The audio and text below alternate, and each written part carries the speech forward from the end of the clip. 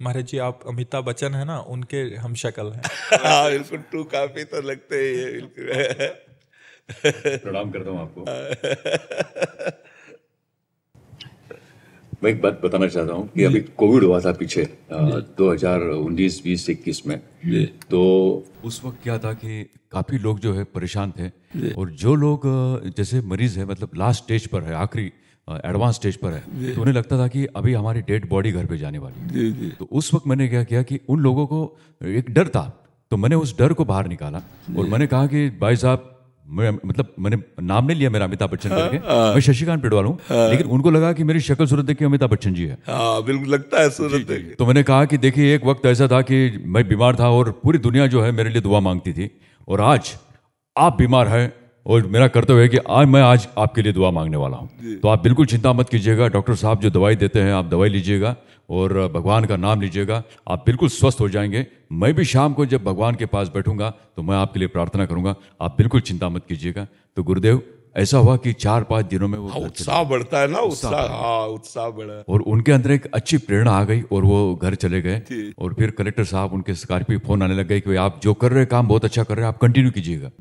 तो उस वक्त से जब भी कभी भी कोई मरीज होता है, कैंसर पेशेंट होते हैं, मैं उनके पास जाता हूँ तो उनसे बातें करता हूँ, उनको कुछ मोटिवेशनल कविता बोलता हूँ कि जैसे लहरों से डर कर नौका पार नहीं होती, लहरों से डर कर नौका पार नहीं होती, कोशिश करने वालों की कभी हार नहीं होती, नन्ही चींटी जब दाना लेकर चलती है, नन्ही चींटी जब दाना लेकर चलती है, चढ़ती दीवार पर 100 बार फिसलती है, मन का विश्वास रगों में साहस बढ़ता है, चढ़कर गिरना गिरकर चढ़ना न कभी अकरता है, आखिर उसकी मेहनत बेकार नहीं होती, कोशिश करने वालों की कभी हार नहीं होती, करने वालों की कभी हार। बहुत सुंदर। तो ऐसे कई सारे जो वृद्धाश्रम होते हैं, कई सारी ऐसी बेटियां जी अंध है, उन्हें दिखता नहीं है, तो उनके पास मैं जाता हूँ तो ऐसी कुछ मोटिवेशनल कविता है, कुछ फिल्मों के गीत हैं, तो मैं प्रस्तुत करता हूँ तो खुश हो जाते हैं।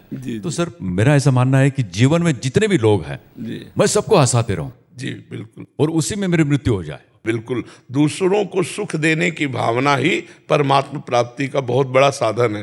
दूसरों को खुशी दे सके, दूसरों को सुख दे सके, दूसरे के हृदय को रिझा सके, यही तो बात है। भगवान ने बड़ा अच्छा किया है कि वो तो सब जगह पहुंच नहीं सकते, तो आप तो पहुंच सकते हैं।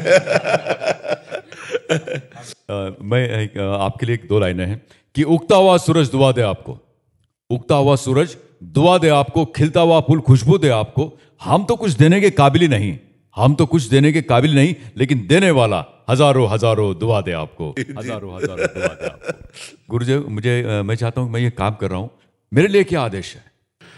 अगर आप बीच बीच में भगवान के नाम को भी सुमिरन कराते जाएं तो और बात बन जाए। आपकी बात उस मरीज को, उस व्यक्ति को, उस असहाय को भगवान के नाम का अगर भरोसा मिल जाए तो इस संसार समुद्र से पार हो जाए। गजराज को हरि नाम ने बचाया, द्रौपदी की इज्जत को भगवान गोविंद के नाम ने बचाया।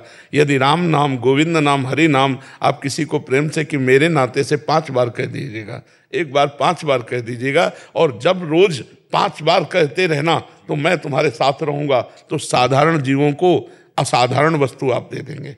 हंसी, विनोद, सुख ये तो दीजिए, और साथ में उनको प्रार्थना कीजिए कि मेरे को किसी ने कहा तो मैं आपसे निवेदन करता हूं कि 5 बार जो आपको नाम को भगवान प्रिय हो, जैसे राम, कृष्ण, हरि, शिव, वो कोई भी नाम आप ले लीजिए, ये आप कर दीजिए तो और बढ़िया हो जाएगा। बहुत बहुत धन्यवाद गुरुदेव। तो मेरा ऐसा मानना है कि ईश्वर है आप मेरे लिए, और ईश्वर, साक्षात ईश्वर से मैं मतलब दर्शन कर रहा हूँ, मुझे बिल्कुल ऐसे प्रतीत हो रहा है, और ये जल मेरा जो है मतलब अभी सफल हो गया, ऐसा मुझे मैं मानता हूँ। जी, धन्यवाद।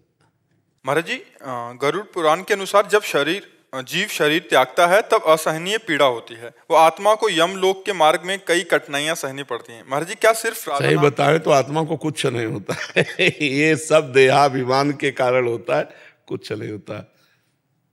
ये सूक्ष्म शरीर में, अंतःकरण में जो मैं तत्व है उसका प्रतिबिंब पड़ रहा है, उसको मिटा दे और शुद्ध में रह जाए।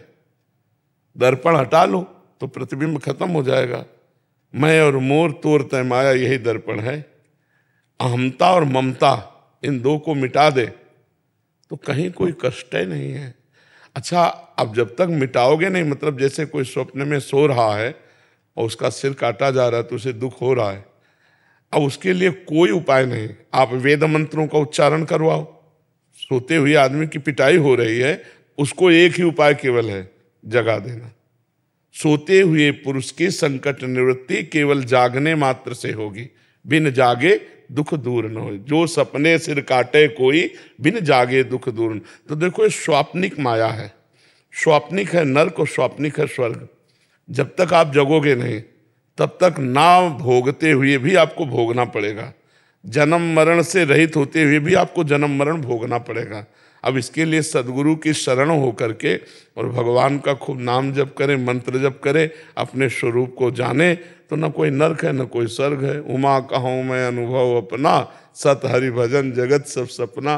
तो ये सपना है, जे ही जाने जग जाए हेराई, जागे जथा स्वप्न ब्रह्म। अब बच्चा हो, तुम समझ रहे हो हमारी बात भैया? एक ये दीर्घ स्वप्न है, लंबा स्वप्न है।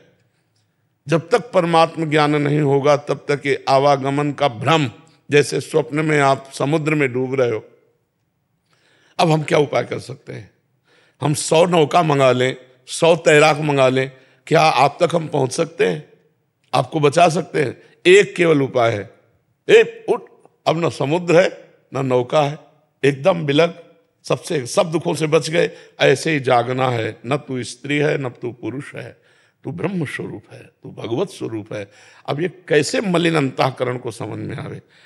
तब वो अपने को स्त्री मानकर, पुरुष मानकर जो बर्ताव करता है, तो अवश्य में भोक्तव्यम कृतम कर्म शुभाशुभम, वो फंसता चला जाता है।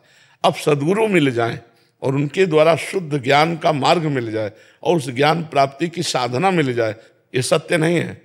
नाम उसका सत्यलोक है, ब्रह्मलोक को। लेकिन आ ब्रह्म स्तंभ पर्यंतम सर्वम मायामयम जगत, तिनके से लेके ब्रह्मलोक तक सब मायामय है। आ ब्रह्म भुवनान लोकान पुनरावर्तिनो, तो आवागमन युक्त सब माया है।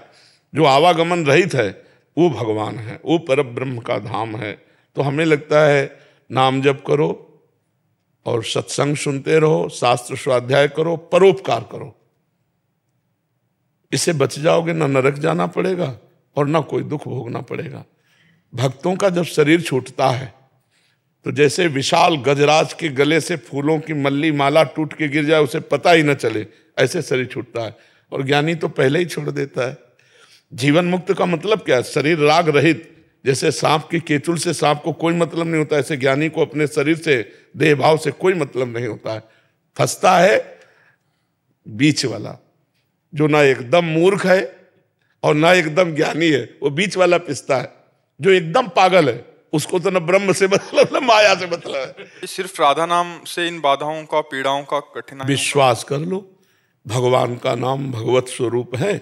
जो नाम प्रिय लगे विश्वास कर लो तो सब काम बन जाएगा। विश्वास से बात है। बिन विश्वास भगति नहीं, ते बिन द्रवहि न राम, राम कृपा बिन सपल्यों, जीव न लह विश्राम। बिना विश्राम प्राप्त हुए हमारा ये आवागमन चक्र नहीं छूटने वाला। पायो परम विश्राम राम समान प्रभु ना, ये विश्वास से होता है। आत्मा 13 दिन तक भटकती रहती है अपने परिजनों के बीच में।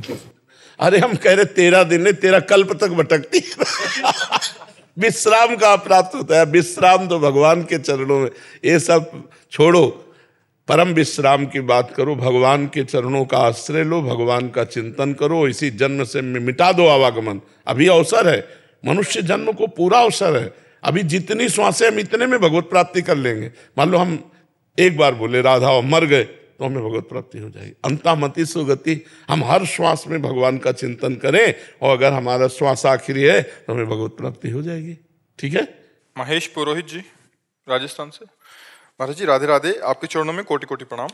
गुरु जी, इस सृष्टि में क्या किसी का भला करना गलत बात है? क्यों बाद में पछताना ही पड़ता है भला करके? क्योंकि आप थैंक यू चाहते हो भला करके, इसलिए पछताना पड़ता है। इसलिए पछताना पड़ता है। यदि आप थैंक यू ना चाहें तो नेकी कर दरिया में डाल, हमें आपसे क्या मतलब? हमने आपको पानी पिला दिया, आपकी प्यास बुझ गई। अब इसके हमारी स्वार्थ बुद्धि बदले में नमन चाहती है, बदले में नमस्कार चाहती है, धन्यवाद चाहती है। तो ये गलत बात है। सच्चा परमार्थ है, सच्चा हित है कि हम उसका हित कर दिया और हमें थैंक यू की विचार नहीं है। समझ रहे ना? आप करके देखो, आनंद यहाँ हृदय में शीतलता आ जाएगी। एक दिन कोई भूखा आदमी टहल रहा हो, अपना भोजन न पाकर उसको पवाओ तो देखो 10 प्रकार के भोजन पाने से जो सुख मिलता है उससे 10 गुना सुख मिलेगा जब किसी भूखे को पवा दोगे। लेकिन अगर तुम्हारे अंदर ये चाह है कि हमारे पैर छुए तो वो शीतलता नहीं होगी।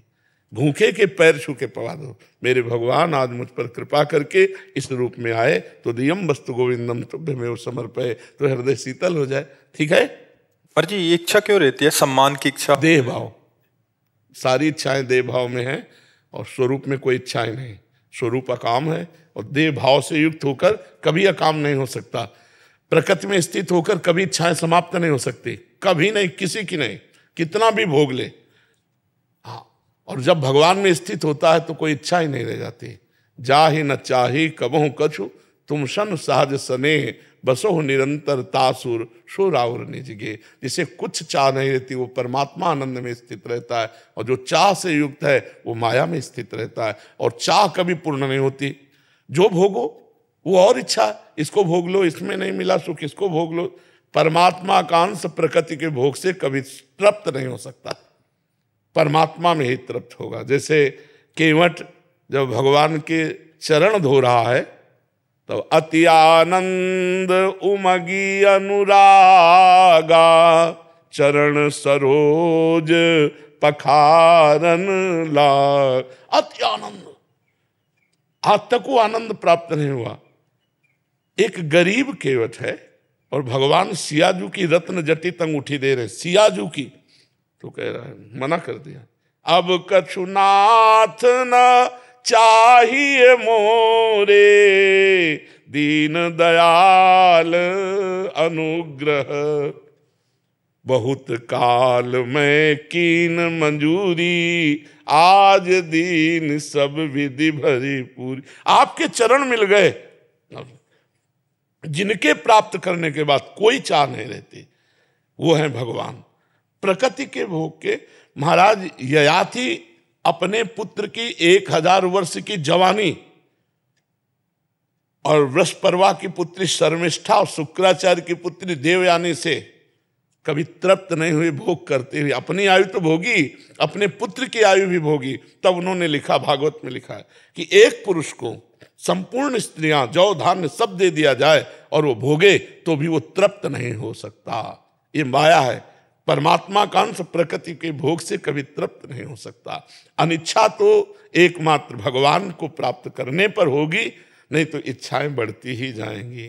जितनी इच्छा करो वो बढ़ती ही चली जाएंगी, वो कभी तृप्त होने वाला नहीं। जी।